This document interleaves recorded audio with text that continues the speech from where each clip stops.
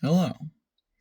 I've been doing some reading and wanted to throw some information at you about conflict management styles that I thought was quite interesting. Now, there are three. The book uses ABC to remember them because it is avoidant, um, battler, sure, and collaborator. And so, for avoidance, you got like certain remarks that avoid the conflict. So, I don't have time to talk about this right now, or I don't really want to talk about this right now. And just, sometimes trying to change the subject, like, oh, did you hear about that new mall opening? Because they totally do that nowadays. Um, and then you got battlers, I think that's what they're called. And they, go to war. And you're going to lose, and they're going to win.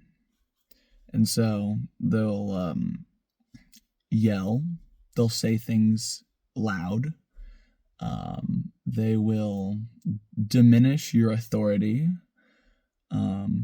I think one of the examples that tickled me was who died and made you king. And then they'll try and, basically diminish your authority and personally attack you, kind of, in order to not, in order to win the conflict. Yeah. And then we have the last one, C, which are collaborators. And they, not to say that each style is specific to a person, but they can be specific to situations. So, for instance, if you open up battling, well, the other person's going to be inclined to battle as well. And if you open up collaboratorily, then the other person will collaborate, hopefully. But, if they don't and they battle or avoid, well, then you're kind of SOL, because collaboration's a two-way street. But collaborators will state how they feel, ask open-ended questions, and try and get insight into what causes negative behaviors, and try and find some resolution in the conflict. And this is what is the most ideal. They use pro-social language to engage both parties so that, collaboration happens. And they are the ones who actually resolve conflicts, like, mutually. Because if you're avoiding it, then you're not resolving it. You're just letting time pass.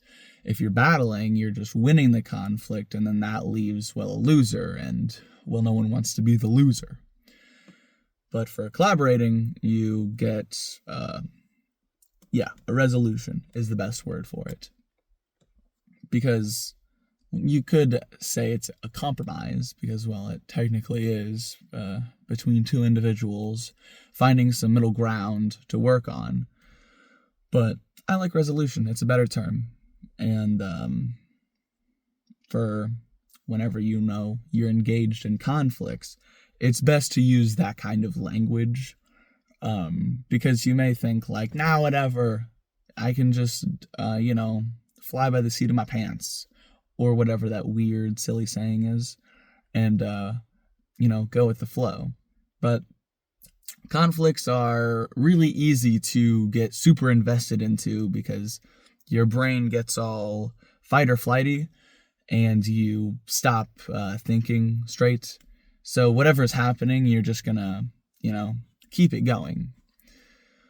But you want to, be able to stop and, take a step back and think about it for a little bit. Maybe even listen to the other person and not try and listen for a flaw in their argument, and instead try and listen to what they're trying to tell you so that you can communicate about it and, find a resolution. So, yippee, conflict management. This is probably very, very useful for anybody, I'd imagine, because you're always going to have conflicts. And, managing that is kind of what makes or breaks most things in like a relationship or a business.